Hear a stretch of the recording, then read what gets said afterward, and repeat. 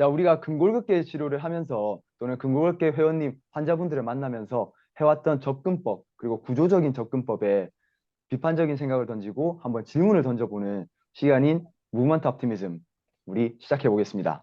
우리 시작하기 이전에 우리 유튜브 구독 그리고 좋아요 꼭 눌러주시고 한번 들어가 보겠습니다. 오늘 주제는 어깨 통증입니다. 그리고 이 어깨 통증에 대해서 우리 알고 있던 부분에 대해서 다시 한번 선생님들과 얘기를 해볼 건데요. 저는 언제나 그렇듯 PT하는 물리치료사 송준형입니다. 저도 언제나 그렇듯 물리치료사 정영규입니다. 네, 오늘은 이 어깨 통증을 위해서 스페셜 게스트가 참여해 주셨습니다. 노영탁 선생님 한번 소개 부탁드리겠습니다. 안녕하세요. 올해로 10년째 등골격계 환자들을 치료하고 있는 물리치료사 노영탁이라고 합니다. 임상활동도 지금 열심히 하고 있고, 또 건강지도 소속 강사로서 이제 도수치료 관련 교육들도 진행을 하고 있습니다. 오늘 좋은 토론하는 시간이 되었으면 합니다. 반갑습니다. 네, 반갑습니다. 네. 네, 우리 이제 한번 시작을 해볼 건데요. 먼저 얘기해보고 싶은 거는 우리 어깨 질환에 대해서 조금 얘기를 해보고 싶습니다.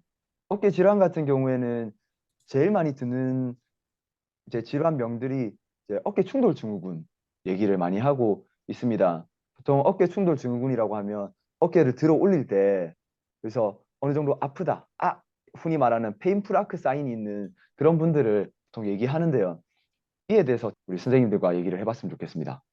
충돌 증후군이 약간 허리로 비유하면은 우리가 허리 환자들 허리 디스크로 진단 많이 받으시잖아요. 네, 진단명으로는. 네네. 그것처럼 거의 그거에 버금가게 어깨 통증 환자들에게 많이 진단이 내려지는 게 이제 어깨 충돌 증후군입니다. 음, 근데 사실 우리가 들어는 봤는데 본 적은 없죠. 무슨 말이냐. 충돌을 한다라고 하잖아요.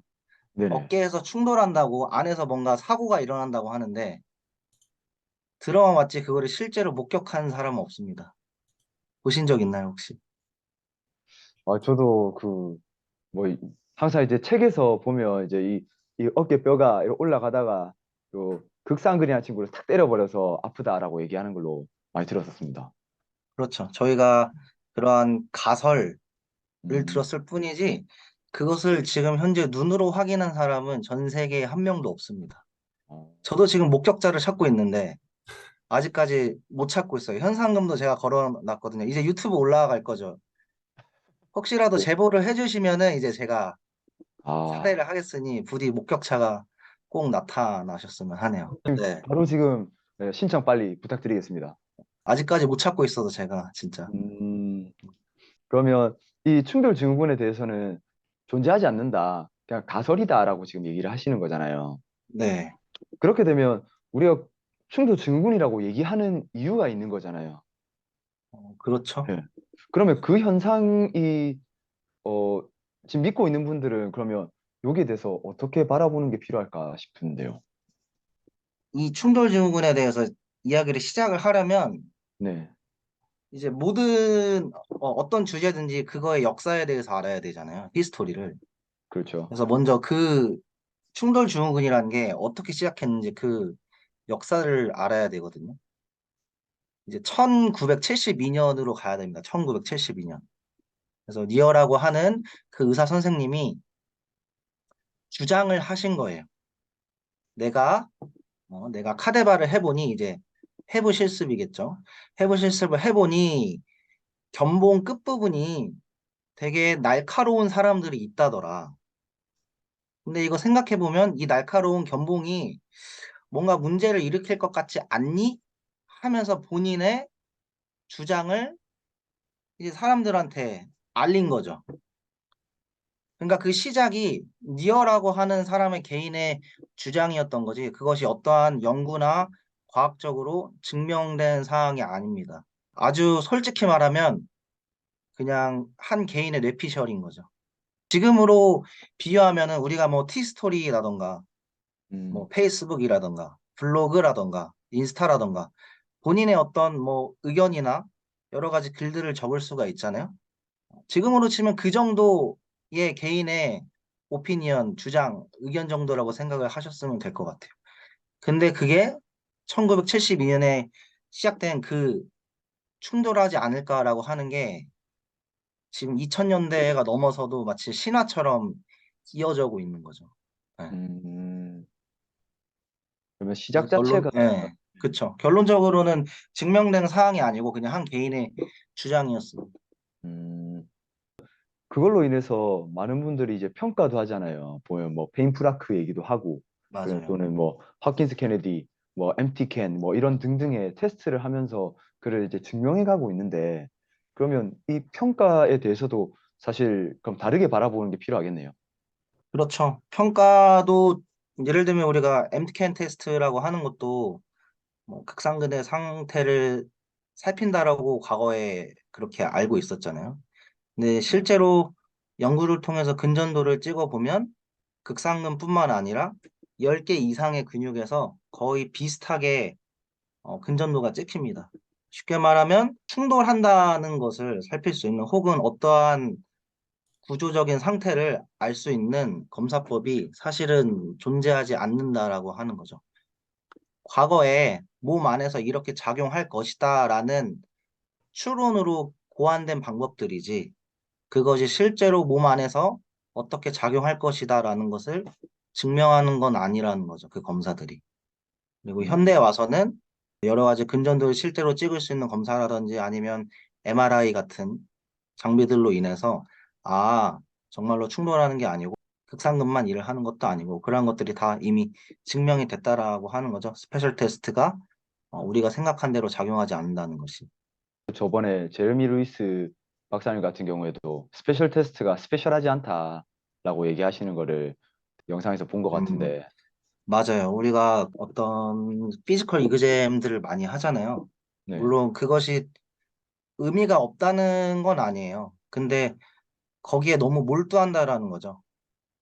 환자의 상태를 우리가 추론할 수 있는 옵션 중에 하나가 될 수 있는 것이지 그것이 어떤 절대적인 기준을 가지고 생각을 하면 안 되는 거죠. 근데 많은 병원들과 치료사들이 어떤 유레카 같은 게 있을 거라고 이제 착각을 하면서 그런 검사들을 시행을 하는 거죠.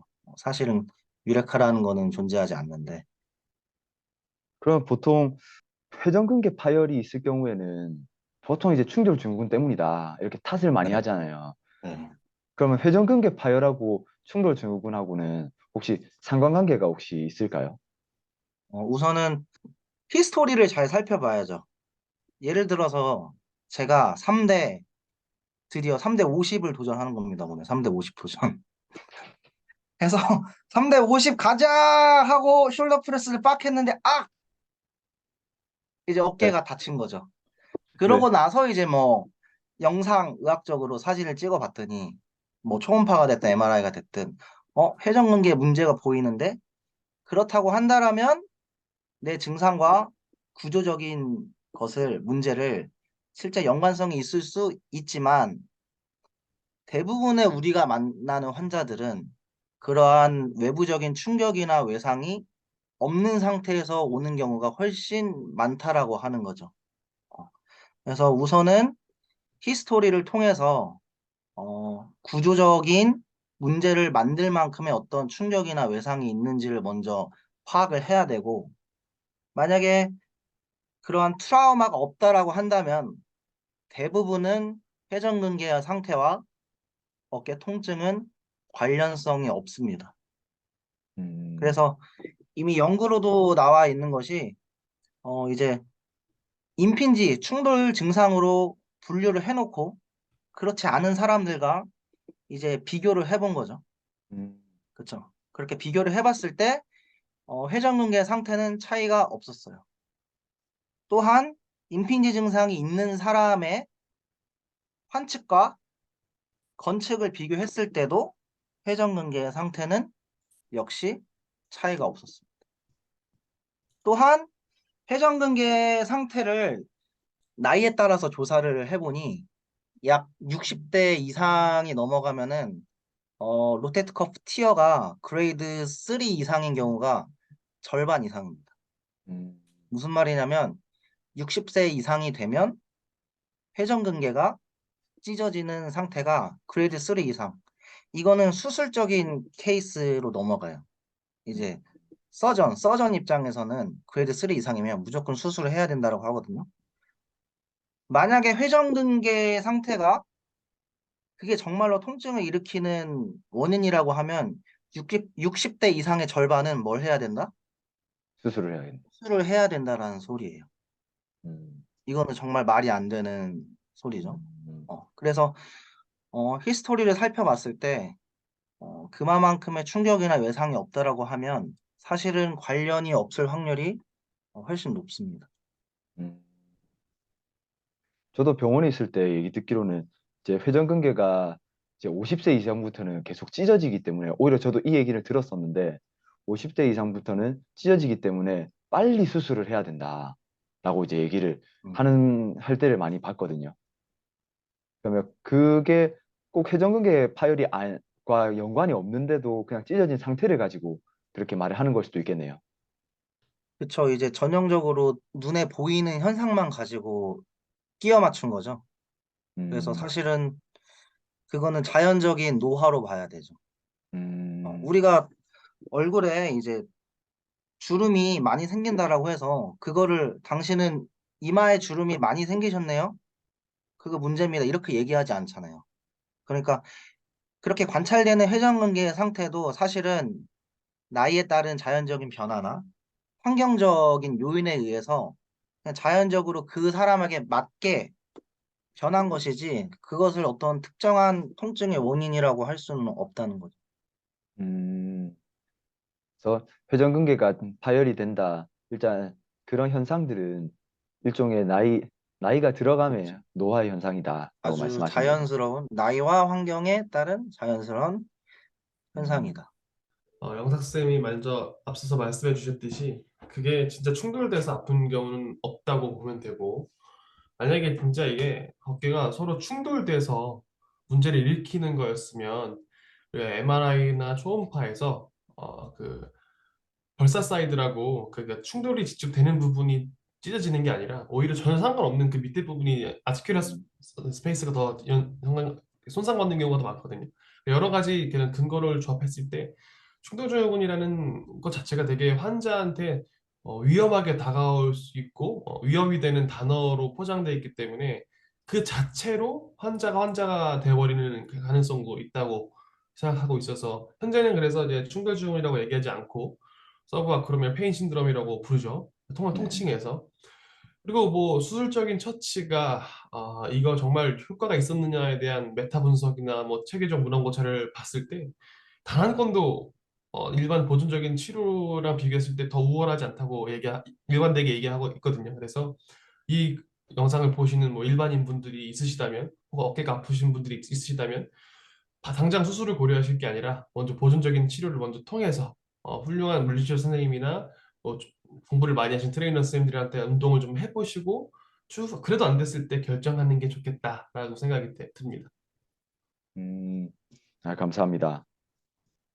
좋은 연구를 말씀해 주셨는데 그거를 제가 아주 쉽게 설명드리면 지금 연필 뾰족한 게 보이시죠? 이게 견봉이고 이게 회전근개 거죠. 뭐 극상근. 우리가 말하는 충돌증후군이 이 견봉이 이 극상근을 찌른다라는 거잖아요. 찌른다. 이 사이에 충돌을 일으킨다. 이제 그쵸? 용규 선생님이 말씀하셨던 그 연구가 뭐냐면 자 위에서 찌르죠. 네. 위에서 찌르면 피가 어디서 나야 돼요? 당연히 위에서 나요. 위에서 나야죠. 근데 찔리는 건 위에서 찔리는데 피가 나는 데는 살펴보니 아래쪽이더라라는 거예요. 음, 말이 안 되죠. 찔르는 그렇죠. 건 위에를 찔렸는데 어라 실제로 다친 거 찢어진 걸 살펴보니까 위쪽이 아니고 어라 아래쪽이 찢어져 있네. 그럼 니어가 말했던 그 아크로미온과 충돌한다는 그 주장이 벌써 여기서부터 뭔가 이상한데 말이 음, 안 되는 거죠 벌써. 응. 그렇죠. 뺨 맞았는데 갑자기 엉덩이 그렇죠. 아픈 그런 느낌이잖아요. 그렇죠. 오른뺨을 맞았는데 왜 때려? 이거랑 똑같지. 음, 어. 그렇죠. 충돌 증후군에 대해서는 벌써 용어가 바뀐 만큼 SPS라고 하는 용어를 쓰는 만큼 충돌 증후군에 대해서는 말을 바꾸고 있다라는 것을 우리 시청자분께서는 인정할 필요가 있겠다라고 저는 생각이 듭니다. 네. 자, 그러면 우리 또 다른 주제로는 50견에 대해서 조금 얘기를 해보고 싶다라고 생각을 했던 게 이제 종종 저 50견이에요 하고 진단을 받고 오셨는데 보통 50견이라고 하면 이 능동적인 움직임 그리고 제가 올렸던 수동적인 움직임 둘 다 안 움직여야 네. 실질적인 50견으로 저는 바라보는데 수동적인 거는 충분히 되거든요. 그런데도 안 올라가니까 이거 50견입니다. 또는 50견 전조 증상입니다. 이렇게 하고 올 때가 있는데 그런 분들은 그러면 어떻게 좀 평가를 해야 되고 또 어떻게 바라보는 게 필요할지 한번 얘기해 주실 수 있으실까요? 음, 이제 50견의 정확한 명칭은 동결견이고 네. 해석하기 그대로예요. 어깨가 동결된다라는 거죠. 어깨가 굳어버린다, 얼어버린다. 굳는다라는 거고. 그렇죠. 이거를 이제 조금 저희 치료사적인 전문적인 용어로 하면 어깨 관절의 가동 범위가 제한된다라는 거죠. 음, 그렇죠. 근데 가동 범위가 제한되는 이유가 몇 가지가 있는데 크게 세 가지로 분류를 해야 돼요. 첫 번째가 익스트라 아티큘라의 문제. 그러니까 우리 몸 관절의 바깥쪽의 문제로 생기는 LOM. 음, 대표적으로는 근육의 긴장도가 높아서 ROM에 문제가 생길 수 있겠죠. 음, 그다음 두 번째가 인트라아티큘라의 문제. 관절 안쪽에서 문제가 생겨서 LOM이 생기는 거죠. 음, 예를 들면 캡슐의 점탄성이 줄어서 가동 범위가 안 나오는 거. 이게 우리가 말하는 50견인 거고. 음, 마지막 세 번째는 신경학적인 문제로 또 LOM이 생기기도 해요. 예를 음, 들면 브레인 수준의 어떤 머슬 가딩으로 인해서 LOM이 생기는 거. 근데 세 번째 말씀드렸던 그 신경생리학적인 문제로 생기는 LOM은 저는 10년 임상하면서 딱 한 케이스 봤어요. 음, 딱 한 케이스 보고 제 주변 선생님들 중에서는 한 분도 없었어요. 해외 물리치료 선생님이 케이스 공유해 주신 건 봤는데 저는 제가 실제로 그리고 제 주변 통틀어서 한 건밖에 안 봐서 이거는 너무 극소기 때문에 제외하고 음, 그럼 두 가지가 남죠. 인트라의 문제와 익스트라의 문제. 익스트라의 문제는 관절 바깥의 문제라고 했잖아요. 그러한 익스트라의 문제들은 예후가 짧아요. 음, 쉽게 말해서 치료 한두 번 만에 좋아집니다. 그리고 PROM에서 문제가 없어요. 그러니까 수동적으로 했을 때 그쵸. 말씀하신 거죠. 그리고 마지막 남은 게 인트라의 문제죠. 그래서 50견은 정확히 이해를 하시면 되는데 인트라 아티큘라의 문제로 생기는 LOM이다. 음, 따라서 PROM에서 가동 범위가 안 나와야 되고 그리고 예후가 상당히 오래 걸린다라는 특징이 있어요. 누군가가 올렸을 때는 그렇죠. 또 안 움직여져야 되고 그렇죠. 그리고 동시에 그렇게 해서 치료를 받았는데도 그렇죠. 빠르게 낫지 않는다 그렇죠. 네, 맞아요. 경우에는 그때는 이제 50견이구나라고 생각을 하고 거기에 관련된 치료를 받으면 되겠네요. 네, 네, 맞아요. 음, 무엇보다도 50견 자체가 그 나이대가 너무 명확하다 보니까 음, 보통 40에서 60대고 평균이 한 60 정도 되는데 여자의 유병률이 70%가 돼요. 남자는 30%인데. 근데 그 중에 실제로 남자의 경우도 뭐 당뇨나 고지혈증이나 뭐 갑상선 질환을 갖고 있지 않으면 거의 찾아보기 힘들 정도로 유병률이 낮고 그 음, 여자분들도 종종 이렇게 오십견을 진단받고 많이 오시는데 말씀하신 대로 팔 들어올릴 때 아파요라고 하는 거는 사실 오십견의 임상적 특징이랑은 조금 다른 게 대부분의 어깨 통증, 어깨 질환의 진단명이 붙는 건 다 혼자 움직일 때 다 아프죠. 음, 석회성이든 뭐든 팔 들 때 다 아프면 다 오십견이냐 네, 이게 아니라 음, 되게 이거는 양탁 선생님이 말씀해 주신 것처럼 관절 내 병리의 문제인 거기 때문에 내가 혼자 움직이든 누군가가 도와주든 준영 선생님이 말씀하신 것처럼 똑같이 제한이 올 거고 무엇보다 되게 염증성 질환이다 보니까 야간통이 되게 심해요. 그래서 뭐 음, 아픈 쪽 어깨로 뒤집으면 깔리면 너무 아파서 잠을 깬다. 뭐 이런 히스토리가 있을 게 분명하고 말씀해 주신 것처럼 대개 2년까지도 갈 수 있는 장기적인 예후를 갖고요. 또 무엇보다 제일 재밌는 게 외회전 가동 범위가 특히 많이 제한이 생겨요. 그래서 음, 만약에 내 회원님 혹은 내 환자가 50견이라고 자기가 자기 입으로 얘기를 해줬을 때 이 사람이 처음부터 아팠다고 얘기하면은 이거는 오십견이 아닐 가능성이 높고 어깨가 먼저 굳어가는 느낌을 받고 나서 이제 통증이 생긴다는 게 첫 번째고 그 다음에는 외회전이 되게 안 될 거고 마지막으로 나이를 고려해 보셨을 때 요 내용만 조합해 봐도 어느 정도 이 사람이 잘못 진단을 받았거나 본인이 잘못 알고 있겠구나라는 정도로 우리가 임상가로 혹은 트레이너로서 어느 정도 알 수 있을 겁니다. 그러면 여기에서 추가할 수 있는 부분이 이제 세 가지가 더 추가가 됐네요. 무조건 안 움직인다고 해가지고 50견이라고 생각하고 겁먹으실 필요는 없겠다라고 바라보시면 될 것 같습니다. 네. 그리고 전방 활주 증후군에 대해서 사실 저도 신입 때 운동 치료 교육을 받으러 가면 이 어깨가 이렇게 빠져나와 있다. 사실 저도 왼쪽이었을까 왼쪽이 있다고 하더라고요. 저는 솔직히 저는 신경 안 쓰고 살아가지고 어떤지 저도 면밀하게 보진 않았는데 제가 운동할 때마다 약간 이렇게 하는 현상이 있다고 하면서 이제 전방 활주 증후군에 대해서 얘기를 할 때가 있었습니다. 교육에서도. 근데 이 전방활주 증후군 이건 또 어떻게 바라볼 수 있을까요? 그러니까 준영 쌤 교육 갔을 때 좀 사기를 당하셨는데 아, 네. 전방활주 증후군이라는 건 말 그대로 증후군이긴 한데 명확하게 입증된 이론은 아니고요.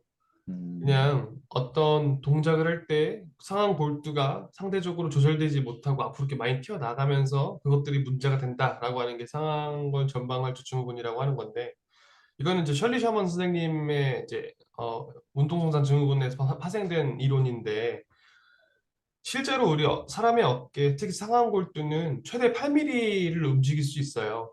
고관절은 0.5mm밖에 못 움직이는 반면에 상완골은 8mm까지도 움직일 수 있고 되게 많이 글라이딩이나 이렇게 수직적인 움직임이 나타나는 그런 관절인데 우리가 움직일 때 이것이 당연하게 움직이거든요. 아주 노멀한 사람들도 역시나 꼭 이게 아픈 사람이라고 더 많이 앞으로 나간다거나 그렇게 하지 않는다는 거죠. 그리고 무엇보다 어떤 이 운동손상 증후군에서 파생된 이 증후군이라고 이름 붙은 것들은 정말 대부분이 어떤 통증의 원인이 아니라 결과일 가능성이 되게 높아요. 그러니까 이 사람은 그런 특이한 전략을 사용하지 않고서는 팔을 들어 올리기가 힘들기 때문에 어떤 대처 전략을 통해서 어떤 뭔가 키네매틱스의 변화를 일으킨 거거든요. 하지만 그게 우리가 주객이 전도되면 안 된다는 거죠. 이 사람이 골투가 앞으로 많이 나갔으니까 이게 문제다라고 생각하면 되게 환원주의적인 생각이 될 수 있고 또 반대로 그러면은 그 사람들의 골두를 좀 내가 어떻게 조절했었어요. 뭐 운동을 시켰든 뭐 이렇게 서포트를 했든 좋아졌어요. 근데 이거 가지고 좋아졌다고 내가 상한 골두를 다시 원위치로 시켜줬더니 좋아졌다라고 생각하시면 안 되고 우리 나중에 또 기회가 되면 얘기하겠지만 이것 역시 어떤 심튼 모디피케이션이라고 하는 증상 수정의 절차일 수 있어요. 그러니까 그게 상한골두의 문제 때문에 그런 게 아니라 그냥 어떤 움직임의 방식이 바뀌었기 때문에 부하가 전달되는 방식이 바뀌었기 때문에 좋아진 것이지. 이게 앞으로 나간다고 해서 그걸 꼭 수정해야만 좋아지는 건 아니라는 거고. 무증상자한테도 이렇게 특히 우리 준영 쌤이 겪었던 것처럼 대부분의 사람들은 좌우 어깨 대칭이 맞지 않고요. 또 사무직에 있거나 어깨가 다소 좀 라운드 인 사람들은 어쩔 수 없이 골두가 앞으로 많이 나가게 돼 있을 거예요. 근데 이게 탈구로 인해서 골두가 앞으로 튀어나간 게 아니라면 거의 대부분은 이걸 때문에 문제가 되지 않는다고 보는 게 더 합리적일 거고 이거 만약에 내가 증상이 없는 사람인데 당신 골두가 앞으로 많이 나갔어. 이거 문제가 될 수 있어 라고 얘기하는 것도 사기라고 보시면 됩니다. 음, 이게 무슨 어떤 뭐 FMS나 뭐 다양한 움직임 무브먼트 테스트 툴이 있는데 우리가 이 사람이 어떻게 움직이는지 방식을 가지고 나중에 아플지 안 아플지 환자가 될지 말지를 결정하는 거는 굉장히 무모하고 용기 있고 멍청한 짓일 수 있다라는 음. 걸 우리가 각인하고 또 다음 이 대화를 이어나가야 될 것 같습니다. 혹시 영장 선생님도 혹시 이에 대해서 좀 추가적으로 코멘트 해주실 거 있으실까요? 뇌피셜이죠. 뇌피셜.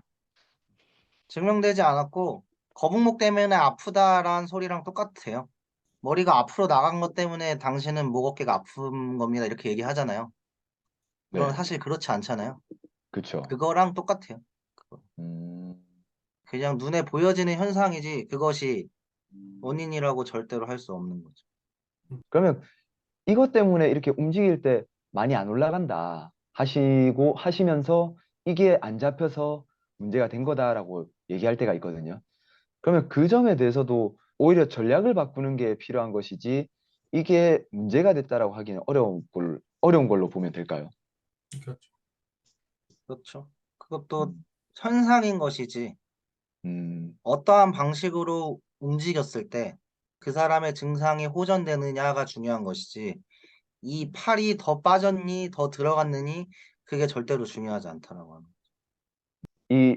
이게 빠졌니 들어갔니 이거는 이 뷰티 쪽인 거네요. 외모적인 예, 그렇죠. 그렇죠. 아름답게 올릴 수 있고 아름답게 내릴 수 있는. 네, 요번에는 조금 얘기를 해보고 싶은 게 스페셜 테스트를 통해서 어떤 근육이 손상이 됐는지를 평가할 때가 있고요. 그래서 극상근 테스트, 극하근 테스트, 뭐또 음. 이런 테레스 메이저, 마이너 이런 류의 이제 근육들을 평가를 하면서 얘기를 많이 하고 있는데 이러한 접근법에 대해서는 혹시 어떻게 바라보면 될까요? 어, 2024년도죠, 올해. 네, 거기에 살고 있지 않은 거죠, 그분들은. 사실 우리가 MMT라고 하잖아요. 네네, 이제 도수 근력 측정하는데 측정되지 않죠, 그렇게. 음, 그게 아주 쉽게 말하면은 오리, 오리진 인서션에 입각해서 그 근육이 쓰일 것이다잖아요, 쉽게 말하면. 그렇죠.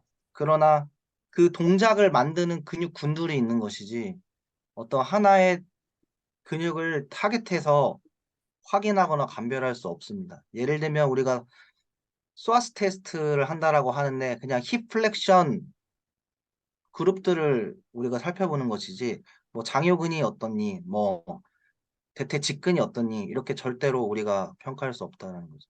근전도 찍으면 이미 그렇게 다 나와요. 특정한 근육을 확인할 수 없어요. 음, 여기서 제가 또 하고 싶은 말이 있는데 알면 뭐 할 거냐는 거죠. 우리가 음, 서브스카플라리스가 뭐 약하고 하는 걸 찾아냈다고 합시다. 그래서 어쩔 거냐는 거죠. 물론 뭐 어떤 특정 동작들이 그 회전근개 중에 몇 가지 근육들을 조금 더 활성시킬 수 있는 방법이 있을 수도 있겠죠. 근데 우리가 그거는 말 그대로 현상인 것이지 조금 더 좀 심오하게 생각했을 때 왜 그럼 그놈들만 약해졌을까를 좀 생각해 봐야 돼요. 왜 음, 다른 친구들이랑 다 같이 세트로 움직이는데 왜 극하근만 약해졌을까? 왜 견갑하근만 약해졌을까? 이걸 생각해 봐야 된다는 거죠. 근데 이거는 말씀하신 것처럼 어깨뿐만 그런 게 아니라 우리 인체 모든 근육들 중에 어떤 질환이나 병리가 있지 않은 이상 단독적으로 단독 근육만 약해질 일은 없어요. 그거는 CNS의 문제인 거지. 우리가 어떤 생활 습관이나 뭐 이런 것 때문에 특정 근육만 약해지지 않는다는 얘기죠. 그리고 그 특정 근육이 약해졌다고 하더라도 이미 우리는 그 약해진 퍼포먼스에 잘 적응하고 살고 있었어요. 어떤 문제가 생겼을 때, 그 근육이 약하다라고 하는 건 되게 무책임한 진단인데, 어쨌든 그 근육을 강화시켜서 환자가 나아질 수도 있지만, 제가 장담하건대, 그건 그 근육의 다시 퍼포먼스가 좋아지고, 활성도가 좋아져서 좋아진 게 아니라, 운동을 했기 때문에, 그런 맥락적인 요소 때문에 좋아진 것이지, 우리가 이런 개별 근육을 하나하나를 다 세세하게 디테일하게 스페셜하게 검진할 수 없을 뿐더러 이걸 안다고 해서 우리의 뭐 중재가 더 특별하게 바뀌거나 그렇게 바뀌진 않는다는 거죠. 그렇게 되면 진짜 근육에 대해서 각 근육들을 막 테스트하면서 했던 그런 요소들을 본다고 해서 굳이 또 걱정할 필요는 없겠습니다. 그렇다고 해서 흔히 말하는 뭐 하부 승모근을 키우는 또는 이제 극상근을 키우는 운동들이 불필요하다라는 것이 아니라 그것을 통해서 전체적인 그 움직임을 잘 만들게 하면 된다라는 뜻으로 이해하면 될까요? 네. 알겠습니다. 다음으로는 좀 얘기해보고 싶은 것 중에 하나가 이것도 이제 자주 나오는 거죠. 익상견갑이라고 하죠. 윙잉 스카퓰라를 음. 얘기하는데 이에 대해서는 한번 어떤 의견을 가지고 계신지 한번 얘기해보고 싶습니다.